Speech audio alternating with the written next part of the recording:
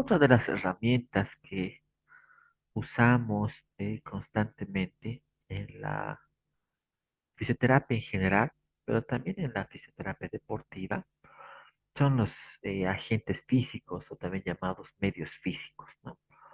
Em, que han sido una base importante en los inicios de la fisioterapia. Eh, por supuesto, como eh, hemos hablado muchas veces, ningún aplicación técnica por sí sola constituye el todo, ¿no? Sino es el complemento de otra, ¿no? Y los agentes físicos, de la misma manera, son el complemento para mejorar la función, la funcionalidad en el paciente, en el deportista, ¿no? Pero de ninguna manera constituye la única aplicación o constituye el único medio o la única herramienta que puede aplicarse o trabajarse, ¿no? Es un complemento de otra, que sea una otra, que sea una otra para mejorar la funcionalidad. Entonces, lo que vamos a explorar ahora en realidad es algunos conceptos que ya los han manejado, pero necesitamos que esté en el contexto de lo que vamos a ver, porque vamos allá, estamos cerquita de empezar a ver ya el trabajo de las patologías como tal. Entonces, uno de los más usados, ¿no? Vamos por el frío, inicialmente, por la crioterapia, ¿no? La crioterapia que tiene su fundamento como un medio físico terapéutico utilizado en la terapia, en la fisioterapia en general, así también como eh, en el trabajo deportivo, ¿no? Dependiendo mi inclinación de trabajo,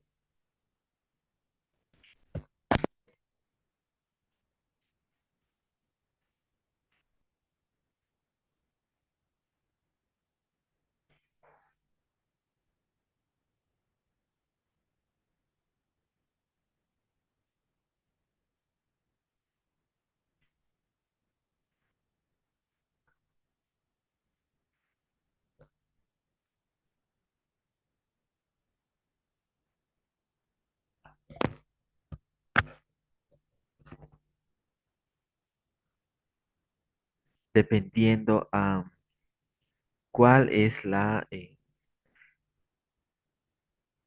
filosofía en la cual me desempeño, ¿no? La crioterapia ha sido usada generalmente en RICE, en PRICE, ¿no? Parte de los cuidados iniciales en una lesión, ¿no? El hielo, ¿no? El hielo, el acrío, el frío, con el fin de generar analgesia, pero principalmente de controlar la inflamación y evitar que ésta se expanda, ¿no? Es la búsqueda de cortarla o limitarla. Eh, Eso va en contra de una nueva tendencia de pensamiento que eh, es el Peace and Love, pero que no significa que Rice y Price no puedan usarse, ¿no?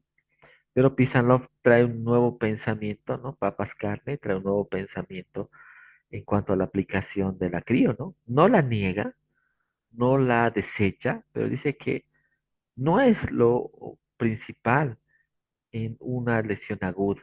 Es más bien puede ser contraproducente en una lesión aguda, por lo que hemos comentado en varias oportunidades eh, que lo que necesitamos en realidad es que el cuerpo complete los procesos de inflamación que tiene, ¿no? Para que llegue a la remodelación, que es la fase importante en cuanto a la inflamación, y que esta remodelación sea total, ¿no? Eh, no está lejos de lo que buscamos en las herramientas actuales, ¿no? Especialmente en problemas crónicos como las tendinopatías crónicas, que buscamos volver a esos movimientos, articular, a esos inicios inflamatorios, ¿no? restablecer un proceso nuevo de inflamación, hacer un input, ¿no? Un reset para que todo vuelva a empezar. Eh, por eso vemos que, por ejemplo, las ondas de choque, eh, vemos el trabajo de la EPI, ¿no? Que busca en realidad iniciar un nuevo proceso que esta vez culmine. Pero les decía que la CRIO no es que está desechada en Pizalón, pero le da otros tiempos de aplicación, ¿no? Seguramente este pensamiento tomará mucho tiempo en avanzar y en posicionarse, ¿no? Por eso vamos a seguir viendo todavía aplicaciones de crioterapia en una lesión aguda, ¿no? Fundamentados en RICE Price. Entonces, la crioterapia es la utilización terapéutica del frío, ¿no? Terapéutica, por eso se llama terapia, ¿no? Pues crioterapia, ¿no? Es el trabajo a bajas temperaturas, un trabajo eh, de temperaturas bajas, ¿no? Y que puede trabajarse, por ejemplo, en un tejido maligno. Y en rehabilitación eh, puede ir, dependiendo mi línea de pensamiento, a bajar o disminuir la inflamación, el dolor, por supuesto que sí, porque va a disminuir la actividad nerviosa, el edema y en algunos casos la espasticidad, ¿no? Trabajando con técnicas como ROT, ¿no? Que utiliza dentro de varias opciones que tiene la crioterapia para disminuir eh, varios aspectos de espasticidad y estos, y luego facilitando movimientos que se encuentran restringidos por la etapa que está pasando un paciente neurológico. ¿Qué efectos tiene cuando aplicamos? El descenso inicial del flujo sanguíneo, ¿no? Por eso, porque produce vasoconstricción, eso disminuye el flujo, ¿no? Y sucede eh, esta, este efecto hemodinámico alrededor después de unos 15 a 20 minutos de su aplicación, ¿no? Y si es lo que busca Rice Price en realidad, ¿no? Trabajar y bajar el flujo sanguíneo de manera inmediata o disminuir al menos este flujo, ¿no? Em, se, se trabaja en un protocolo, sé que hay protocolos estándares o convencionales que nos dicen que debemos aplicar de 15 a 20 minutos, ¿no? Otro protocolo más actualizado, Cameron nos dice que podríamos aplicar de manera más eficiente la crioterapia 10 minutos, darle un intervalo de 5 y otra vez una aplicación de 10 minutos, ¿no? Que nos trae una mayor efectividad que una aplicación continua de 20 minutos.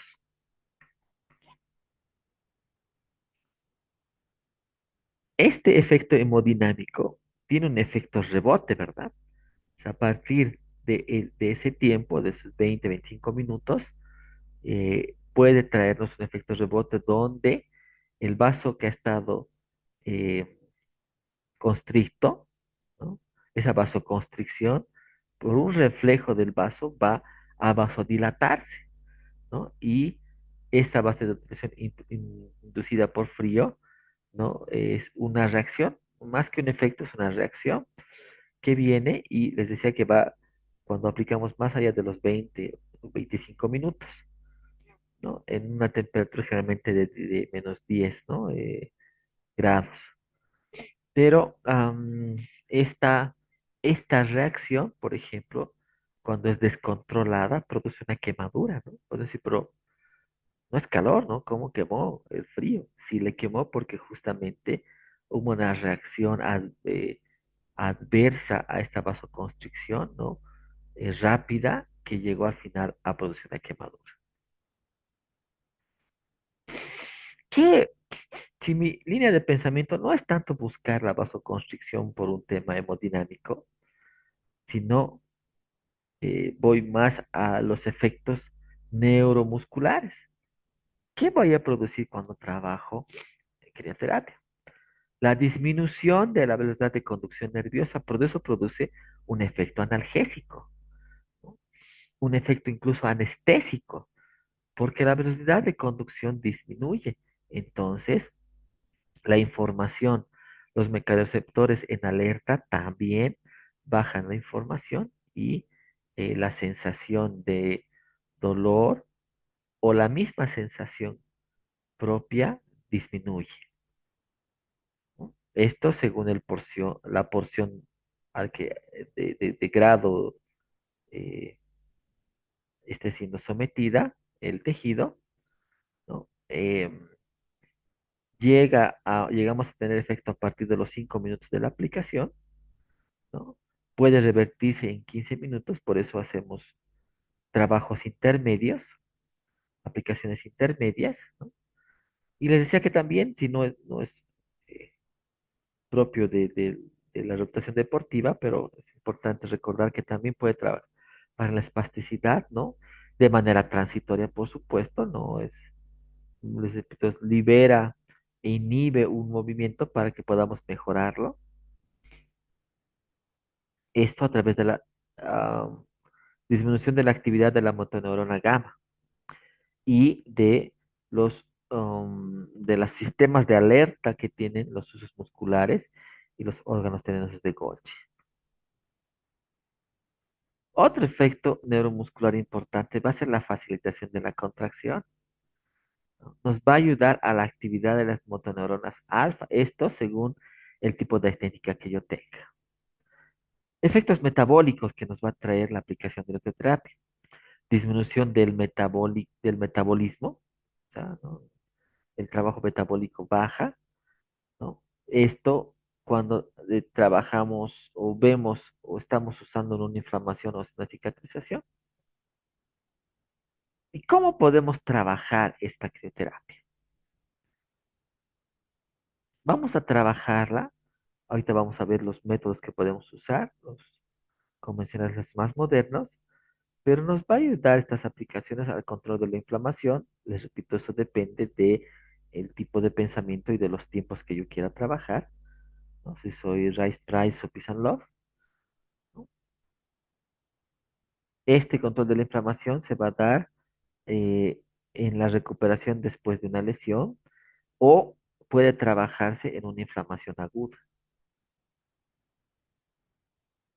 El control del edema por su eh, reducción de la presión del líquido intravascular, ¿no?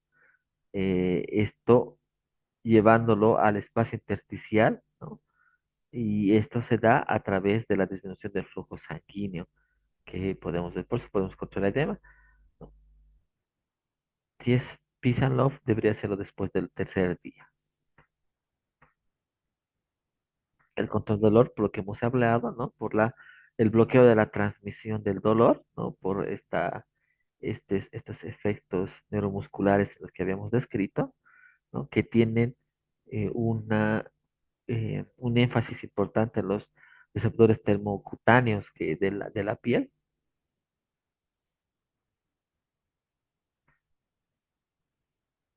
Entre las opciones de trabajo vamos a ver las bolsas de hielo o las bolsas frías, ¿no?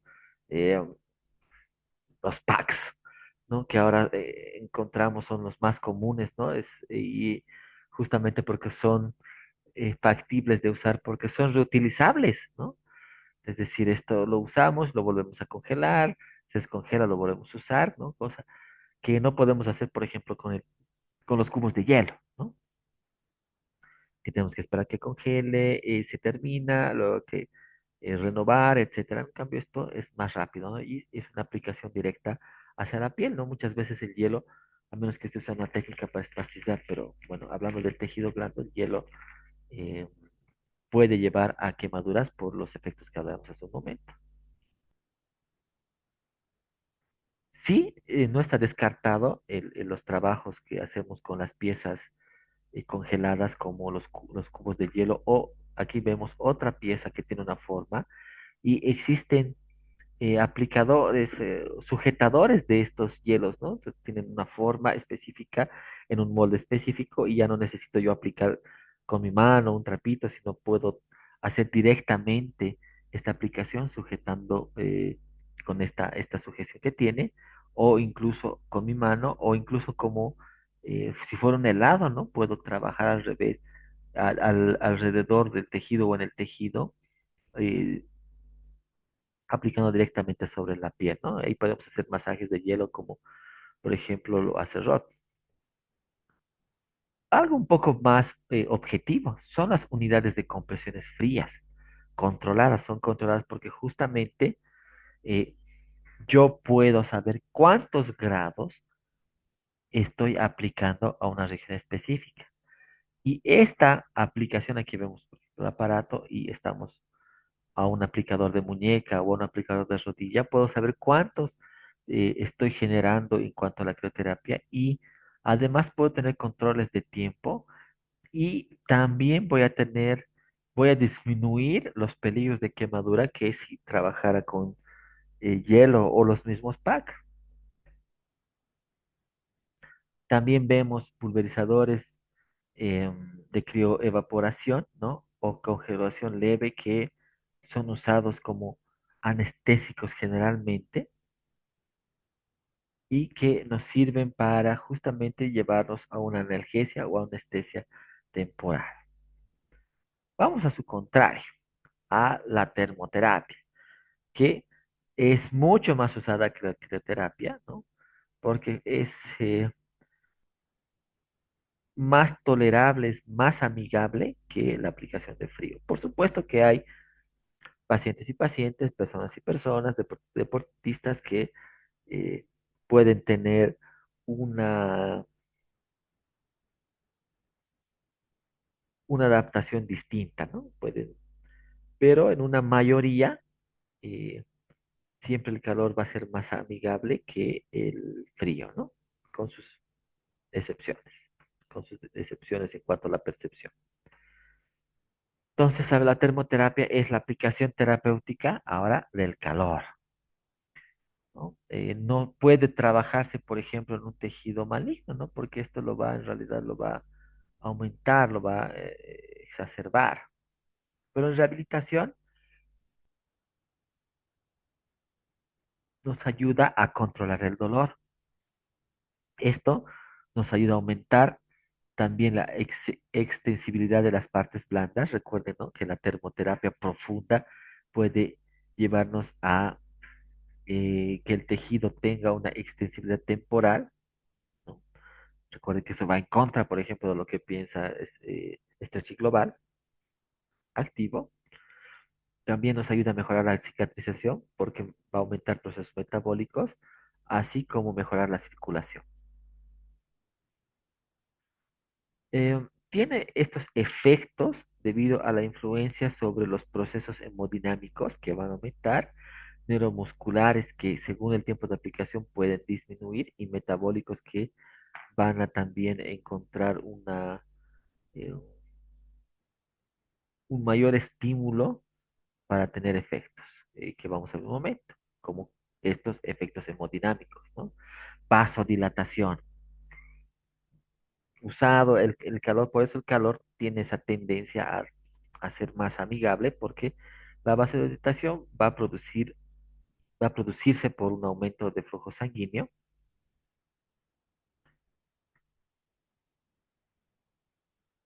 y también va a existir una vasodilatación sanguínea, así como una vasodilatación cutánea, ¿no? Esto depende del tipo de calor que esté aplicando, un calor profundo, un calor superficial y el tiempo que estoy aplicando, ¿no?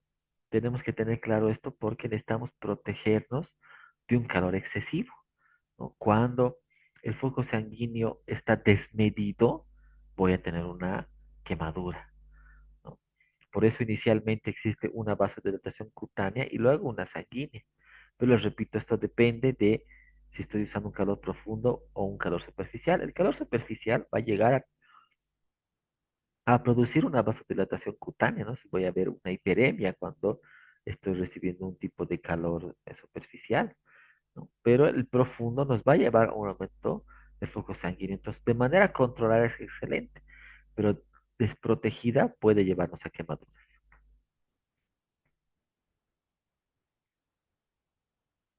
Em, Estos agentes superficiales no llegan a calentar la profundidad del músculo, por ejemplo, sino requerimos para eso un calor profundo, un ejercicio. Esto es súper importante. Les decía en alguna oportunidad que cuando estamos aplicando termoterapia para mejorar un movimiento fisiológico o accesorio o para un estiramiento, en realidad no estamos poniendo la termoterapia para relajar, ¿no? Cuando eh, le dicen al paciente, le estamos poniendo el calor para que le relaje. No es cierto, no estás relajando el músculo. Para que relaje el músculo, relaje la articulación, no es cierto, no estás relajando ni está llegando a planos profundos. Para llegar a planos profundos, el calentamiento superficial debería estar 20 minutos de manera constante, de 20 a 30 minutos de manera constante, manteniendo una temperatura constante, podríamos llegar a llegar a tejidos más profundos, ¿no? Pero el tiempo que aplicamos, que generalmente es los calores superficiales, aplicamos alrededor de 10 minutos y eh, luego estamos trabajando otra serie de herramientas. eh, Llega a ser un complemento de estas herramientas, ¿no? Por ejemplo, pongo calor y luego voy a hacer masaje. No estoy poniendo el calor superficial para que relaje el músculo y luego yo hago masaje con más tranquilidad, no es cierto. Lo que estoy haciendo es bajando los niveles de, de los mecanorreceptores, de los receptores cutáneos, de los termorreceptores. Estoy bajando ese nivel de alerta y eso me permite hacer un masaje con mayor comodidad, pero no es porque he relajado el músculo con un calor superficial. Simplemente he disminuido la conducción nerviosa que me permite hacer de manera más eficiente un masaje o un estiramiento. ¿Sí? Pero sí, cuando uso calor profundo, sí estoy produciendo una vasodilatación sanguínea y eso sí me va a llevar a una relajación temporal. Y ahora tenemos opciones para trabajar eso, ¿no? El ultrasonido continuo, eh, que es una buena opción. TECA, ahora en este tiempo, para mejorar, hace años ya no se usa, se usaba campos magnéticos de alta frecuencia, ¿no? Que buscaban un calor profundo y que nos llevaba a eso, a una relajación temporal, nos llevaba a una flexibilización temporal, nos llevaba a una analgesia temporal, pero sí podíamos afirmar ahí que estábamos llegando a planos profundos que nos daba un efecto eh, más contundente para hacer una relajación o un estiramiento, por ejemplo. Les decía que existen cambios de velocidad de conducción, esto por el incremento de la temperatura, y eso nos alivia, eso disminuye eh, estos sistemas de alerta que se tienen para eh, que los nervios sensitivos bajen esta información de alerta que trae el cuerpo que está trayendo dolor y pueda producir un efecto de disminución de la latencia de la conducción nerviosa que me lleva a que yo pueda hacer otra serie de actividades o otra serie de aplicaciones, ¿no? Como trabajo pasivo, elongaciones, masajes, etcétera.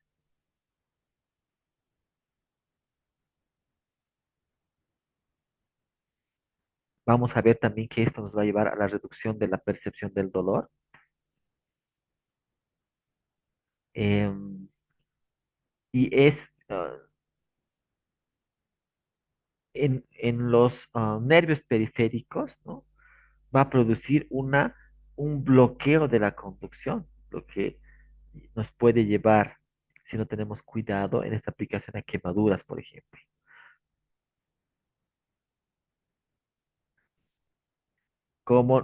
qué pasa en una esclerosis, un túnel carpiano o una afección donde los nervios están afectados en la información que llevan, ¿no?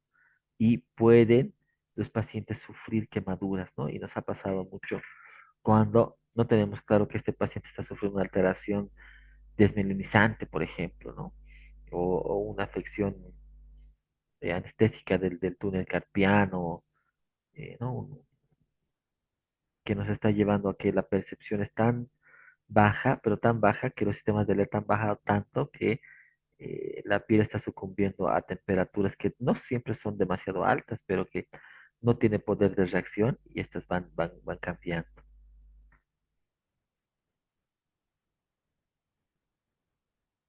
Entonces, la disminución de esta actividad eh,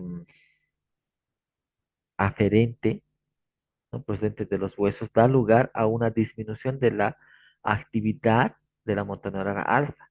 Y eso nos puede llevar a una relajación muscular. Por supuesto que estamos hablando de aquí de un calor profundo. También va a aumentar el umbral del dolor, ¿no? Vamos a ver que existe una activación del mecanismo de la compuerta del dolor medular. Por lo tanto, el paciente va a sentir efectos analgésicos, ¿no? Va a haber una reducción de la isquemia, de los espasmos musculares de manera transitoria y vamos a tener también la facilitación en cuanto al proceso de cicatrización.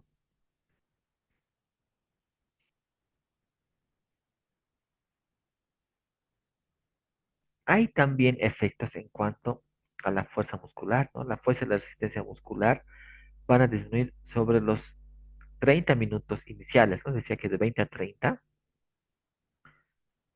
veíamos, por ejemplo, un calor superficial, vamos a tener efectos de calor profundo, pero ¿qué nos va a llevar? A que la resistencia, la tensión muscular pueda bajar. Recuerde que estamos hablando de una aplicación constante alrededor de los 30 minutos, ¿no? O sea, me refiero en temperaturas constantes. Por eso está hablando de la fuerza, no es referido a la fuerza en cuanto a vencer una resistencia, sino a la tensión que presenta, ¿no? Y ahí vamos a ver cambios en la frecuencia de las fibras tipo 2, de las neuronas gamma y de las fibras tipo 1B.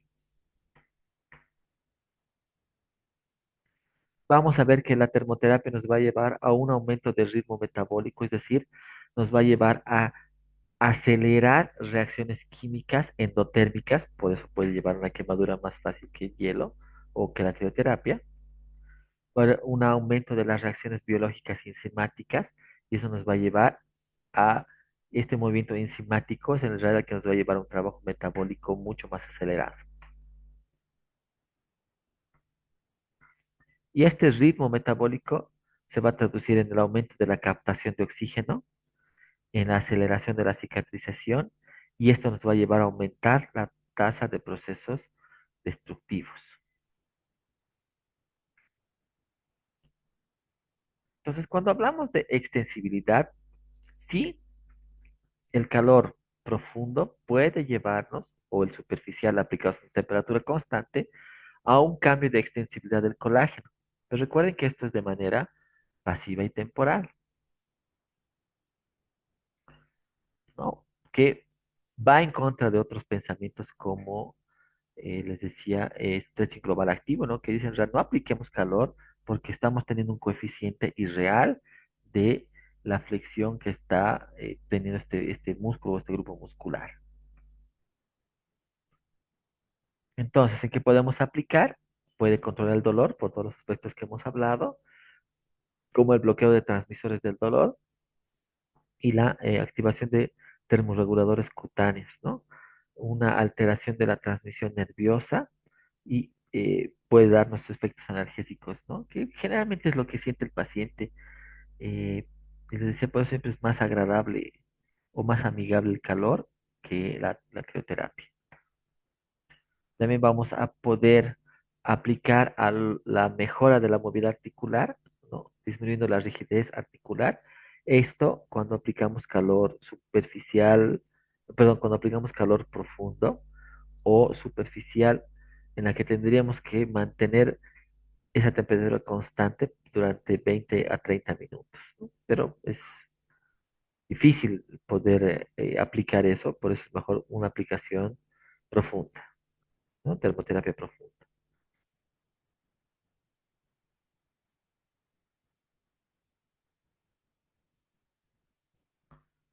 ¿Qué opciones podemos ver?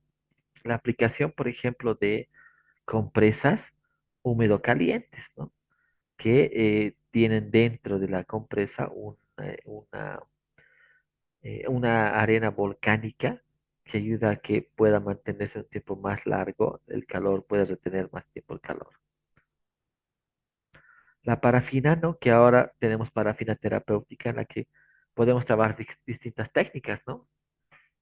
Hace muchos años venían las parafinas con unos termorreguladores que mantenían la temperatura hasta cierto punto, luego disminuía, ¿no? Otra vez volvía a encenderse, calentaba, luego volvía a bajar, pero eso llevaba a que el paciente no podía meter las manos directamente en la parafina, ¿no? O si las hacía, teníamos un riesgo alto. Entonces, ¿qué hacíamos? Se brochaba, se brochaba poniendo, no es una técnica que está desechada, se sigue haciendo, pero ahora